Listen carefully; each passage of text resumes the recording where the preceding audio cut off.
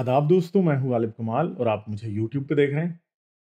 हम अक्सर बहुत सी बातें अपने चैनल पे करते हैं और कुछ बातें गांधी साहब से, इंजीनियर साहब से इंटरसेक्ट करने लग जाती हैं। उनकी तरफ से भी उन बातों के ऊपर अपने ओपिनियंस आते हैं, तो इसलिए मैं समझता हूं कि उनको डिस्कस करना फिर ज़रूरी हो जाता है। तो गांधी साहब ने एक चीज़ अभी डिस्कस की है जो कि शायद हमारा सवाल इनडायरेक्टली या डायरेक्टली उन तक पहुंचा हो और उन्होंने उसका जवाब देने की कोशिश की है। तो मैंने भी ये मुनासिब समझा कि मैं इस सवाल को एक बार रीइटरेट कर दूं और इसको अच्छे तरीके से इस तरह से डिस्कस करूं कि इसके अंदर हमें समझ में आ जाए बात कि असल में हमारा पॉइंट क्या था। और गांधी साहब ने जो बात की है वो मिस रिप्रेजेंटेशन भी एक लिहाज से थोड़ी सी उस बात की है, और हम फिर उसको अपने पर्सपेक्टिव को भी बता लेंगे। तो ये बात है कि जी एक जुर्म की इनफाइनाइट सजा कैसे हो सकती है। गांधी साहब ने उसको ये टाइटल दिया कि अनलिमिटेड पनिशमेंट, एक महदूद जुर्म की लामहदूद सजा कैसे हो सकती है। और गांधी साहब ने उसमें कत्ल की एग्जांपल दी और कुछ बातें की। तो चले गांधी साहब की बात थोड़ी सुन लेते हैं, उसके बाद फिर हम इसके ऊपर बात करेंगे। रिश्ते को मजबूत करना यही इंसान की ज़िंदगी का असल हदफ होना चाहिए। अल्लाह ताला ने हमें एक महदूद दायरे में, महदूद वक्त के लिए, महदूद इम्तिहान में डाला है। अक़ल ये तकाज़ा करती है कि इसके बाद जो नतीजा मुरतब होना चाहिए उसको भी कुछ हुदूद व क़ुयूद के अंदर होना चाहिए। अगर मैंने 60 साल गलती की है तो चलिए 60 साल ही मुझे वहाँ पर आप जेल में डाल दें, जहन्नम में डाल दें, मेरे गुनाहों की तलाफ़ी हो जाए। लेकिन कुरान मजीद का मुताला बताता है कि हर जगह ये कहा जा रहा है कि खालिदीन फ़ीहा, और अब वो बात है, कुरान की आयत है जिसके अंदर ये कहा गया कि ये हमेशा जहन्नुम में रहेंगे, खालिदीना फीहा। तो उसकी तरफ इशारा हो रहा है। और जो क्वेश्चन गांधी साहब से किया जा रहा है वो ये है कि क्या मुशरिकीन और काफिर हमेशा जहन्नुम में रहेंगे। तो गांधी साहब इसके कुछ आगे से काफ़ी इंटरेस्टिंग रिप्लाईज देंगे जिनको डिस्कस करते हैं हम कि बेसिकली उन रिप्लाईज की क्या रियलिटी है और क्या रियलिटी नहीं है। हमेशगी की वहाँ पर ज़िंदगी है। तो महदूद जुर्म की लामहदूद सज़ा, ये क्या इंसाफ, अदल और क़िस्त के तकाज़ों के मुताबिक? यानी ये मुजरिम तकाज़ा कर रहा है कि ये जो कानून में लिखा हुआ है कि चोरी की सज़ा 7 साल है, ये मौजू नहीं है, इसको कुछ 6 महीने होना चाहिए। ये भी खाली की तय करेगा। यानी गांधी साहब ये मान रहे हैं कि ये खुदा ही तय करेगा कि इस जुर्म की सज़ा क्या होगी, लिमिटेड होगी या अनलिमिटेड होगी। जो मुजरिम है वो ये तय नहीं कर सकता। और गांधी साहब, अगर हम ये बात करें तो किसी ने चोरी कर ली, किसी ने रेप कर दिया, किसी ने किसी को मार दिया, इन बातों के बारे में ये बात बड़ी लॉजिकल फील होती है। मगर खुदा की सजाओं का जो असल तकाजा है वो भी मैं आपसे डिस्कस करूंगा कि किस जुर्म के लिए खुदा सजा का तकाजा करता है या फिर कहता है कि सजा दी जाए।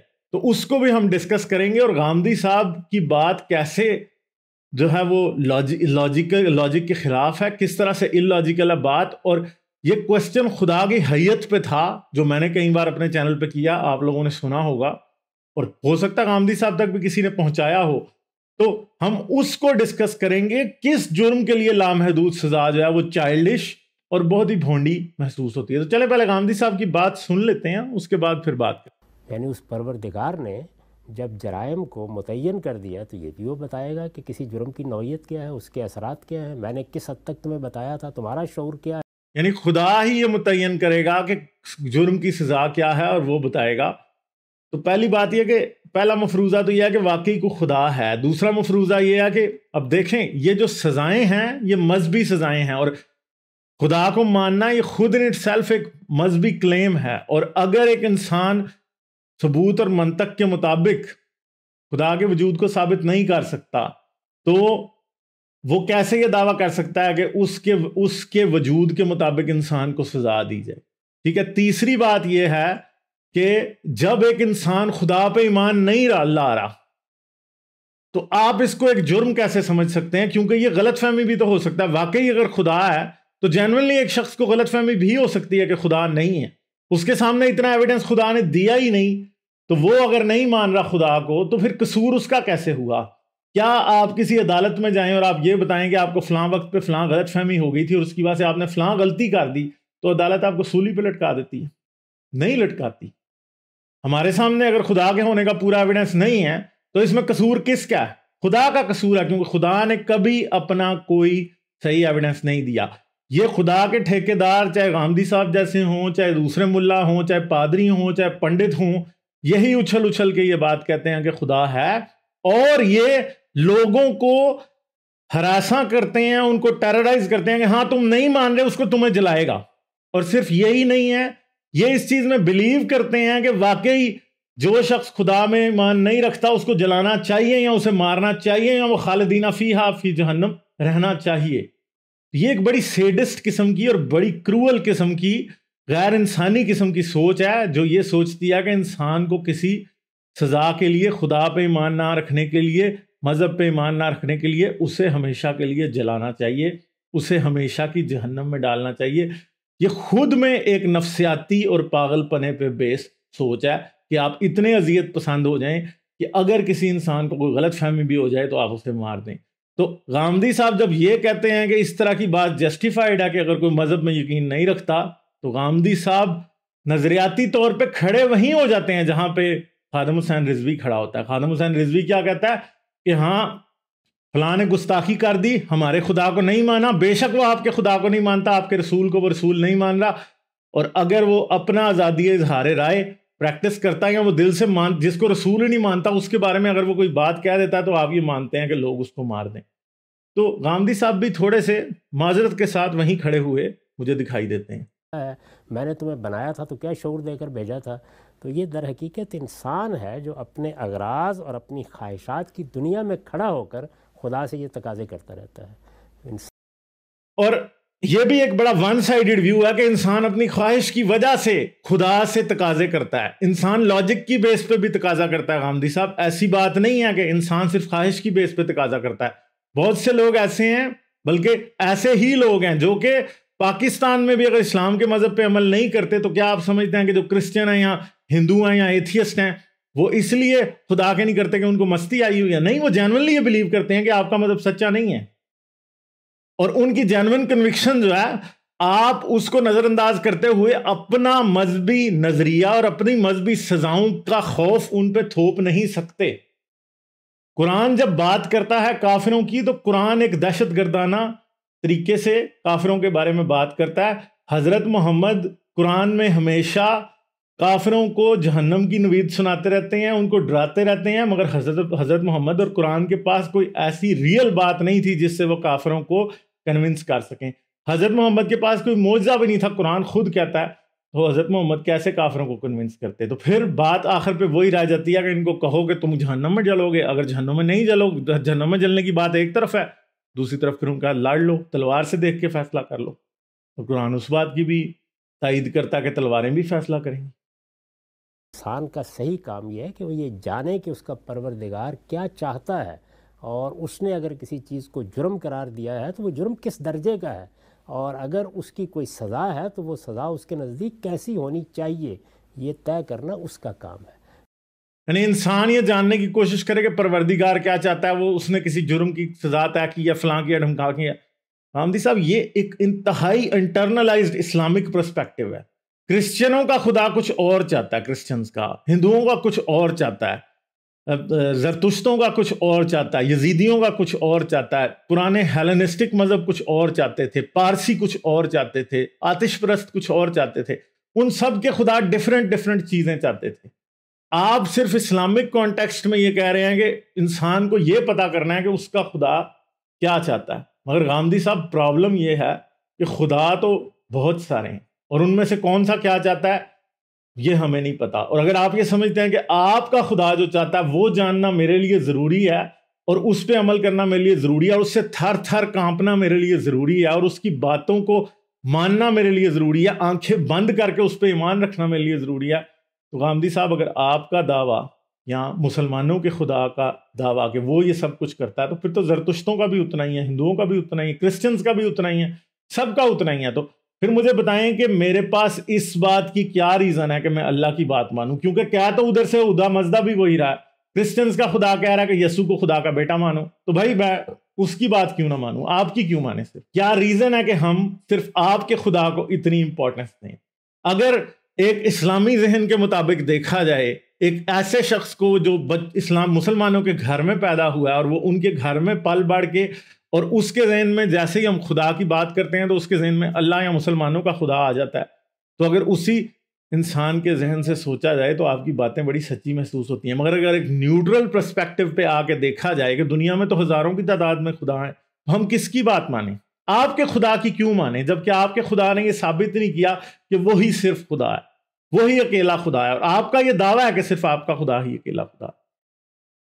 جس طرح سوسائٹی طے کرتی ہے کہ مجرموں کی وہ کیا سزا ہے جس کے بعد ہم جرم کو روک سکتے ہیں، تو خدا طے کرتا ہے کہ میں خالق ہوں، میں نے تمہیں بنایا ہے، تم میری مخلوق ہو، تم اگر میری ہدایات کی خلاف ورزی کر کے آتے ہو اور سرکشی اختیار کرتے ہو تو تمہاری سزا کیا ہے؟ کسی اصول تو پہ نہیں ہوتا جہنم کیا؟ کی سزا جو ہے وہ سرکشی کی سزا ہے۔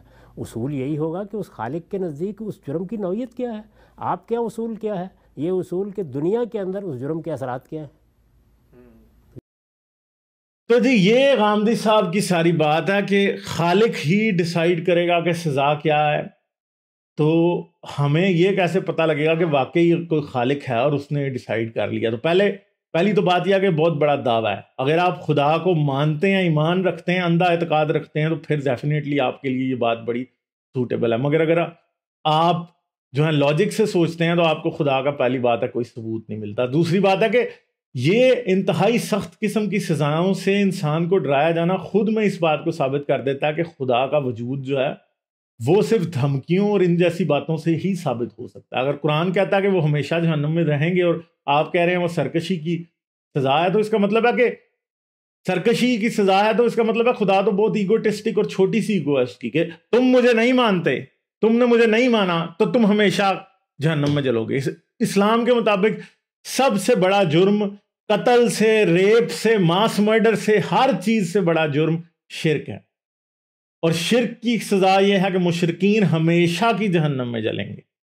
ایک سمپل سی بات ہے، میں بڑی دفعہ پہلے اپنے چینل پہ یہ بات کرتا ہوں کہ جب آپ کے خلاف کوئی شخص جرم کرتا ہے، کوئی آپ کے خلاف کوئی پرابلم کریٹ کرتا ہے، تو آپ کو اس پہ غصہ آتا ہے، مگر آپ کا غصہ ختم بھی ہو جاتا ہے، آپ کا غصہ اس کے اوپر ختم بھی ہو جاتا ہے، کچھ وقت کے بعد ختم ہو جاتا ہے۔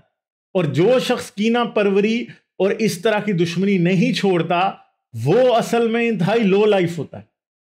انسانوں کے معاملے میں بھی اگر ہم دیکھ لیں تو جس آدمی کی ایگو بہت جلدی ہرٹ ہو جاتی ہے اس کو کوئی پسند نہیں کرتا۔ ہمیں پتہ ہوتا ہے کہ اس طرح کے شخص میں امیچورٹی کے جراثیم ہوتے ہیں اور اس شخص کو آپ ایک اچھا شخص نہیں سمجھتے۔ اگر میں کسی شخص سے کسی چھوٹی سی بات پہ بہت بڑی دشمنی لگا لوں اور میں یعنی I take it to the personal space ایک دم، اور میں اسے پرسنل لے کے ایک مسئلے کو بہت ہی زیادہ پرسنل لے کے اور میں اس کے خلاف جو ہوں پورا آپریشن شروع کر دوں، یا میں اس کے خلاف کوئی اس کی جان لینے کے در پہ ہو جاؤں، یا میں اسے کہوں کہ میں بس تمہیں 100 سال کے لیے کال کوٹھڑی میں ڈال دوں گا تاکہ تم وہاں سڑتے رہو، اور میرا غصہ پھر بھی دور نہیں ہو رہا 100 سال بعد بھی، تو مجھے بتائیں میں کیسا انسان ہوں گا اگر میرا غصہ 100 سال بعد بھی ختم نہیں ہو رہا، 10 سال بعد بھی ختم نہیں ہو رہا کسی چھوٹی سی چیز کے اوپر۔ کسی نے مجھے یہ نہیں مانا کہ تم غالب کمال، اور میں یہ کہوں کہ ہاں جی اب تم ہمیشہ کی جہنم میں جلو گے، یا کسی نے یہ کہہ دیا کہ نہیں تم اصلی والے غالب کمال نہیں ہو، ایک اور بھی غالب کمال ہے، میرے ساتھ کو شریک ٹھہرا دیا، تو میں تب ہی اس کے اتنا خلاف ہو جاؤں کہ میں کہوں یار میں تجھے ہمیشہ کی جہنم میں ڈالوں گا۔ مطلب خدا کو شرک کہ گناہ سے خدا کا اتنا اوفینڈ ہو جانا خود میں یہ بات ثابت کرتا ہے کہ خدا نہیں ہے، یہ انسان ہے اور اس کی انسانی ایگو ہے۔ کیونکہ اگر خدا کی جو انسان جتنا گرینڈ ہوتا ہے، جس کا انٹرنل جتنا سٹرونگ ہوتا ہے، اس میں اتنی زیادہ جرت ہوتی ہے کہ وہ چھوٹی چھوٹی باتوں کو نظر انداز کر سکتا ہے۔ مگر چھوٹی ایگو والے مین چائلڈ قسم کے لوگ جو ہوتے ہیں وہ کبھی بھی اپنی ایگو کو سائیڈ پہ نہیں رکھ سکتے، اور یہی حال آپ کے اللہ کا یا گاڈ کا یا بھگوان کا ہے کہ یہ سب کے سب مین چائلڈ ہیں۔ کیوں مین چائلڈ ہیں؟ کہ جنہوں نے ان کو بنایا تھا وہ مین چائلڈ تھے اصل میں۔ تو مین چائلڈ کو مسئلہ ہوتا ہے نا، تم نے یہ کر دیا تو میں تمہیں نہیں چھوڑوں گا، یہ ہو گیا تو میں نہیں چھوڑوں گا، تم نے میرے نبی کو کچھ کہہ دیا تو میں تمہیں اڑا دوں گا۔ یہ مین چائلڈ والی بات ہے۔ یہ عربی بدو مین چائلڈ ہے جو بولتا ہے آج تک قرآن میں، مگر غامدی صاحب جیسے انٹیلیجنٹ لوگ بھی اس بات کو نہیں سمجھ سکتے۔ یہ بدویت کی بدو پن کی بو ہے جو اس کے اندر سے آتی ہے۔ یہ وہی بات ہے، یہ کوئی آج کے ماڈرن انسان کی نہیں ہے۔ آپ ایلون مسک کو گالی دیں تو وہ کیا کرے گا آگے سے؟ سوچیں آپ امیجن کریں کہ آپ ایلون مسک کو یا بل گیٹس کو گالی دیں تو کیا کرے گا وہ آگے سے؟ آپ کی بیوقوفی پہ میرے پیارے بھائی ہنسے گا صرف، اگر آپ بل گیٹس کو جا کے کہیں وہ تو دنیا کا سب سے بڑا امیر آدمی نہیں ہے، آپ کو کال کوٹری میں نہیں ڈال دے گا ہمیشہ. اگر اور آپ دوسری طرف خدا کو لیں کہ خدا ایسا ہے کہ خدا کو کوئی کہے نہیں تو نے نہیں سب کچھ بنایا، تو خدا کی صحت پہ فرق کیا پڑے گا؟ یا کسی اور کو جا کے سجدہ کرنے لگ جائیں تو کیسے اس کو فرق پڑے گا؟ یعنی خدا کو اس بات سے مسئلہ کیا کہ اس کی عبادت نہیں ہو رہی، اس کی پرواہ نہیں کی جا رہی. خدا کو مسئلہ صرف ایک ہے، وہ یہی ہے کہ خدا بنایا ہوا ہے آپ انسانوں نے، جس کی جتنی چھوٹی ایگو ہوتی ہے وہ اتنی ہی چھوٹی ایگو اپنی کریشن یعنی گاڈ میں بھی ڈال دیتا ہے، اور وہ اس پہ تڑپتا رہتا ہے ہاں میرے خدا کو نہیں مان رہا. اصل میں یہ خدا کی اتھارٹی کی بات نہیں ہے، یہ ملا پنڈت پادری کی اتھارٹی کی بات ہے. کیونکہ جیسے ہی آپ ملے یا پادری کو یہ بتا دیں کہ آپ اس کے خدا کو نہیں مانتے، تو اسی طرح اسی وقت ملے کے غبارے سے ہوا نکل جاتی ہے. اس کو یہ سمجھ آئی تھی کہ یہ بندے کو میں خدا کے نام کے اوپر کنٹرول نہیں کر سکتا، میں مائنڈ گیمز نہیں کھیل سکتا اس کے ساتھ، یہ جو سٹرنگز میری انگلیوں میں ہوتی ہیں میں اس بندے پہ نہیں لگا سکتا. ملے کی اسی ٹائم ہوا نکل جاتی ہے، پینٹ گیلی ہو جاتی ہے، شلوار اتر جاتی ہے اسی ٹائم. اس لیے اس طرح کی باتیں ہوتی ہیں. تو خدا کہ جن لوگوں نے خدا کے نام پہ نبوت کے دعوے کیے تھے وہ بھی ان لوگوں کے سامنے بہت پاور لیس فیل کرتے تھے جو کہتے تھے ان کو یار تمہارا خدا کدھر دکھاؤ یا تمہارے خدا کو ہم نہیں مانتے. وہ بہت پاور لیس فیل کرتے تھے. اس لیے حضرت محمد نے بھی کیا کیا تھا، مشرکین کے لیے سب سے بڑی سزا رکھی تھی کہ ہمیشہ جہنم میں رہیں گے.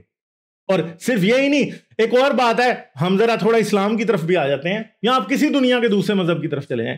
حضرت محمد نے مشرکین سے کہا کہ تم ہمیشہ کی جہنم میں رہو گے، مگر حضرت محمد پھر بھی یہ بات نہیں برداشت کر سکے. یعنی وہ شخص جس کو سب سے زیادہ اس بات پہ یقین تھا کہ مشرکین ہمیشہ کی جہنم میں رہیں گے، وہی شخص ان کی گردن اتروانے کے در پہ ہمیشہ رہتا تھا. کیونکہ اگر میں حضرت محمد کی جگہ ہوتا اور مجھے پتا ہوتا کہ ابو جہل نے یا ابو لہب نے یا فلاں نے ہمیشہ جہنم میں رہنا ہے، تو مجھے تو کوئی پرواہ ہی نہ ہوتی، یار اس نے تو جہنم میں جانا ہے، مجھے کیا ضرورت ہے اس کو مارنے کی، مجھے کیا ضرورت ہے اس کا کرنے کی کچھ بھی، اللہ جو اس کو دیکھ لے گا. یعنی حضرت محمد کو یہ پتا بھی تھا کہ اس نے ہمیشہ کے لیے جہنم میں رہنا ہے، مگر حضرت محمد کا غصہ ان پہ پھر بھی ختم نہیں ہوا اور ان کو اپنے صحابیوں کی تلواروں سے قتل کروایا ہر جگہ پہ. اسما بنت مروان جیسی عورت، پھر کیا اور بہت سے، ابو افق جیسا بڈھا جو حضرت محمد کے خلاف کچھ بھی نہیں کر سکتے تھے. چلیں ابو جہل یا ابو لہب تو کہہ سکتے ہیں نا، فوجیں تیار کر دی، ابو سفیان نے چڑھا دی فوجیں، نقصان کر دیا، صحابی مروا دیے. انہوں نے کیا کیا تھا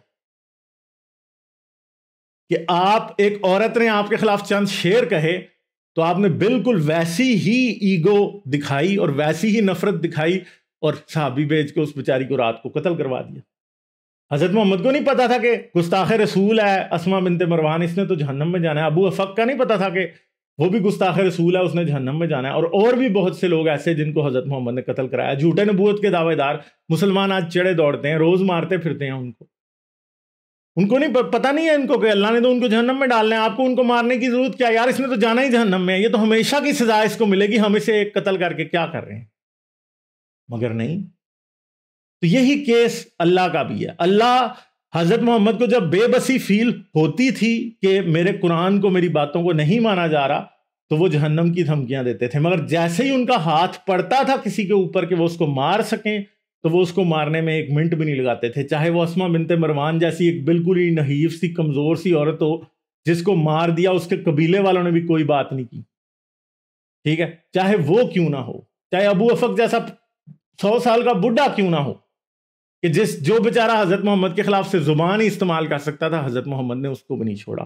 تو آپ کو قرآن میں جب اٹرنل ڈیمنیشن کی یا ہمیشہ کی خالدین فیہا نار جہنم کی باتیں ہوتی ہوئی دکھائی دیتی ہیں، تو اس میں آپ کو اللہ کی باتیں دکھائی نہیں دیتی، اس میں آپ کو حضرت محمد کی بے بسی دکھائی دیتی ہے کہ وہ جن لوگوں کو مارنے میں بے بس تھے یا جن لوگوں سے بدلہ لینے میں بے بس تھے، انہوں نے کہا کہ تم ہمیشہ کی جہنم میں جاؤ گے اور وہاں پہ تم جلو گے ہمیشہ کے لیے.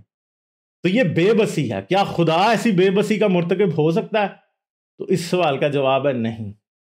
انسان ہی ہو سکتا ہے. اس بات کی بنیاد پہ اس لیے ہم یہی کہہ سکتے ہیں کہ قرآن جو ہے وہ کسی بھی اور کلام کی طرح ایک انسانی کلام ہے. دنیا میں کوئی بھی خدا کی لکھی ہوئی کتاب نہیں ہے. نہ مسلمانوں کی، نہ کرسچنز کی، نہ ہندوؤں کی، اور کوئی بھی خدا کی انسپائر کی ہوئی بھی کتاب نہیں ہے. جتنی بھی کتابیں ہیں انسانی میلس، کینہ پروری، لالچ، دشمنی، غصہ، ان چیزوں کی پیداوار ہیں. چاہے جتنی بھی مذہبی کتابیں ہیں، چاہے سنسکرت میں لکھے ہوئے وید ہوں، چاہے منوسمرتی ہو، چاہے قرآن ہو، چاہے قرآن ہو، چاہے بائبل ہو، انجیل ہو، زبور ہو، تورات ہو، چاہے کوئی اردہ وراف ہو، یہ سبھی انسانی تخیل کی، اس کے غصے کی، اس کی کینہ پروری کی، اس کی اذیت پسندی کی، انہی کیا کی پیداوار یہ کتابیں. تو آپ اگر یہ کہیں کہ خدا کسی کو ہمیشہ کی سزا دے سکتا ہے، ریسیپروکل سزا نہیں، ہمیشہ کی سزا دے سکتا ہے، تو اس سے صرف ایک ہی بات ثابت ہوتی ہے کہ وہ خدا جو آپ نے کتابوں میں لکھ رکھا ہے وہ اتنا ہی بے بس ہے جتنا آپ بے بس ہیں. کیونکہ اگر تو وہ کوئی بہت بڑی پرسنالٹی ہوتا تو وہ بھی بل گیٹس یا ایلون مسک کی طرح یا پھر کسی اور انسان کی طرح ہنس کے اور اپنا کندھا شرگ آف کر کے جا سکتا تھا اور کہہ سکتا تھا کہ یار یہ بیوقوف آدمی میرے بارے میں ایسی بات کر رہا ہے، کیا ہوگا اس؟ کچھ بھی نہیں. ٹھیک ہے جی، تو ان باتوں کو سمجھنے کی کوشش کریں. امید ہے آپ کو یہ ویڈیو پسند آئی ہوگی، تو ایک تھمز اپ ضرور مجھے دے دیں. اگر آپ کو یہ ویڈیو پسند نہیں آئی، آپ مجھ سے ڈس ایگری کرتے ہیں، آپ غامدی صاحب کے پرسپیکٹو سے ایگری کرتے ہیں، تو مجھے کامنٹس میں ضرور بتائیں.